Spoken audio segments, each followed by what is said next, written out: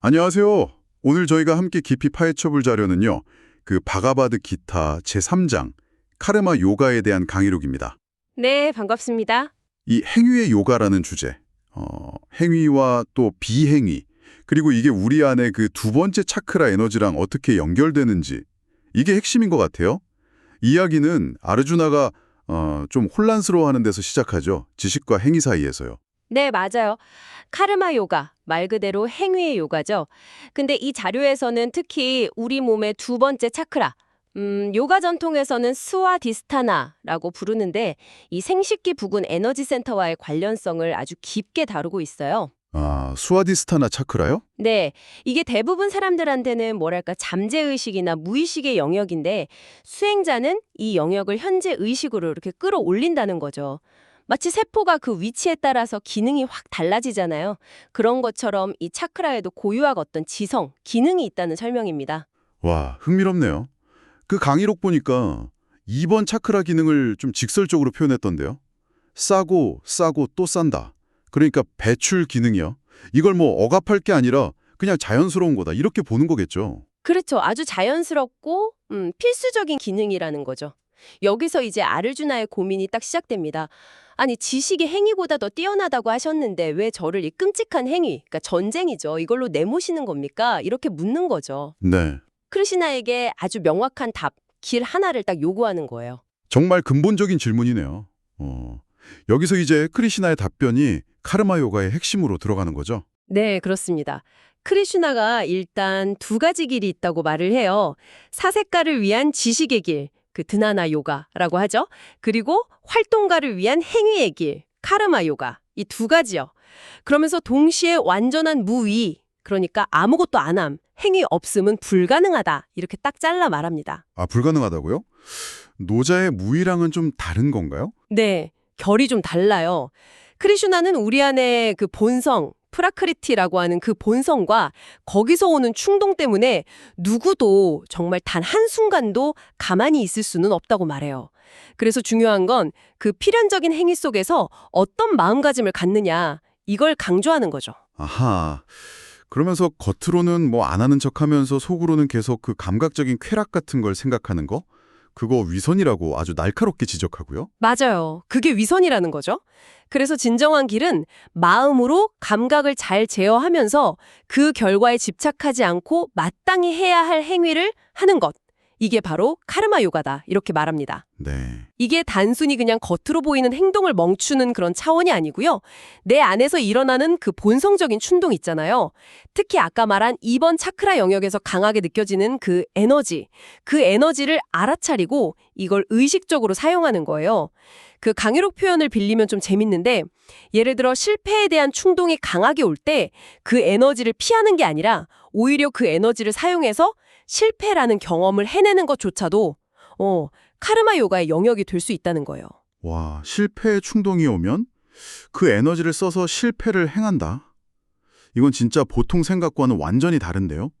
그래서 카르마 요가가 뛰어나다고 하는 걸까요? 어렵기 때문에? 네, 맞습니다. 매우 어렵기 때문에 뛰어나다고 하는 거죠. 그리고 또 행위는 아무것도 안 하는 것보다 낫고 사실 우리 몸을 유지하는 것 자체가 행위 없이는 불가능하다고 하잖아요. 여기서 이제 핵심 개념이 등장하는데 바로 행위를 희생, 야즈나라고 하죠. 이걸로 여기는 겁니다. 희생이요? 그 제사 지내고 그런 종교적인 의미인가요? 그런 의미도 포함하지만 좀 더 넓게 봐야 해요. 대가 없이 자기 의무를 다하는 행위 또는 뭐 세상을 위한 봉사 이런 걸로 해석할 수 있습니다. 창조주가 인간을 만들 때 이 희생과 함께 만들었고 서로를 위해 희생하면서 모두 번성할 거다 이렇게 약속했다는 거죠. 그 카마두크라는 비유가 나오고요. 카마두쿠 비유요? 네, 우리가 우주적인 질서, 뭐 신들이라고 표현되기도 하고요. 그 질서를 위해 우리 의무를 다하면 그 질서 또한 우리에게 필요한 걸 베풀어서 결국 최상의 선에 이르게 된다는 겁니다. 물론 이게 바로 해탈이다 이런 건 아니고요. 네. 반대로 자기 자신만을 위해서 사는 사람은 이 순환의 에너지를 그냥 훔치는 사람, 도둑과 같다고 경고하기도 하고요. 모든 존재는 음식에 의존하고 음식은 비에서, 비는 희생, 즉 행위에서 나오고 또 이 희생은 근원적인 작용, 브라마에서 나온다는 그 순환 구조 설명도 있었죠. 네, 맞아요. 모든 행위는 궁극적으로 신성한 법칙, 브라마에서 비롯되고 이 법칙 자체가 희생 후에 존재한다. 이런 통찰인 거죠. 따라서 이 우주적인 순환의 바퀴를 따르지 않고 그냥 개인적인 감각적 쾌락이나 뭐 이게 옳다, 저건 그르다 하는 자기 판단에만 집착하는 삶은 헛되다 이렇게 말하는 겁니다. 그런데 아트만, 그러니까 참된 자아에만 기쁨을 두는 사람은 이런 행위의 의무에서 자유롭다고 하지 않았나요? 아, 네, 맞아요. 그 점도 중요하죠. 자신의 그 참된 본성, 아트만에 집중하고 거기서 만족을 얻는 사람은 이 세상에서의 뭐 이익이나 손실에 연연하지 않게 되죠. 그러니까 어떤 행위를 하던 그 결과, 카르마에 얽매이지 않는다는 겁니다. 크리시나 자신도 세상에 뭐 부족한 거나 얻을 게 전혀 없지만 세상의 질서, 그걸 로카상그라하라고 하는데 그걸 유지하기 위해서 끊임없이 모범을 보이면서 일한다고 하잖아요. 아, 로카상그라하. 네. 그래서 지혜로운 사람은 결과에 집착하지 않고 그냥 세상의 조화를 위해서 마땅히 해야 할 일을 해야 한다. 이런 이야기입니다. 그렇군요. 그런데 듣다 보니 아르주나는 여전히 괴로운 것 같아요. 뻔히 알면서도 왜 사람은 마치 누가 폭력으로 강요하듯 원치 않는 죄를 짓게 되는 겁니까? 하고 또 묻잖아요. 네. 아주 중요한 질문이죠.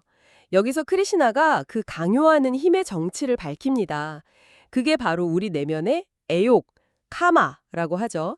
그리고 분노, 크로다. 이 두 가지라는 거예요. 그리고 이건 우주의 활동적인 에너지인 라자스 군화에서 비롯된 아주 강력한 내면의 적이라고 말합니다. 아, 내면의 적, 애욕과 분노. 네. 이 격정적인 에너지가 마치 그 연기가 불을 가리고 먼지가 거울을 가리듯이 우리의 지혜를 확 덮어버려서 우리를 미혹에 빠뜨린다는 거죠. 이 강의록의 해석을 좀 빌리자면 이 통제되지 않는 애욕과 분노의 에너지가 바로 아까 말한 2번 차크라 에너지의 어떤 불균형 상태와 연결될 수 있다는 겁니다. 아, 그렇군요. 결국 우리가 싸워야 할 진짜 적은 저 밖에 있는 어떤 대상이 아니라 바로 내 안에 있는 이 다스려지지 않는 힘, 이 에너지라는 거죠. 뭐 이성 이런 것보다 더 근원적인 참된 나, 아트만을 깨달아서 그 힘으로 이 애욕과 분노라는 내 안의 적을 제압하라. 이게 최종적인 가르침인 거네요. 그렇습니다. 자아로서 자아를 제어하라. 바로 그거죠. 오늘 쭉 들어보니까요. 결국 행위 자체는 피할 수 없는 것 같네요. 뭐 운명 같기도 하고요. 중요한 건 역시 어떤 마음으로 행하는가, 즉 집착 없이 또 자기 의무로서 희생의 마음으로 임하는 그 태도인 것 같습니다. 특히 우리 안에 그 강력한 충동, 오늘 자료에서는 2번 차크라 에너지로 상징됐는데 그 힘을 잘 이해하고 다스리는 것이 카르마 요가의 정말 깊은 뜻으로 다가오네요. 네, 맞습니다. 여기서 어쩌면 한 가지 더 깊이 생각해 볼 질문을 던져볼 수 있을 것 같아요. 우리 안에서 행위를 막 추동하는 이 강력한 애욕과 분노가 내면의 적이라고 했잖아요. 그런데 이게 동시에 우리 본성, 그 군화나 운명의 일부라면 이 적들을 행위를 통해서 정복한다는 게 과연 뭘 의미할까요? 어쩌면 나 자신이나 혹은 그 신성한 계획 자체와 싸우지 않으면서도 이 힘들을 잘 다스릴 수 있는 방법이 있는 건 아닐까? 뭐 이런 생각도 해볼 수 있겠죠. 여러분은 어떻게 생각하시나요?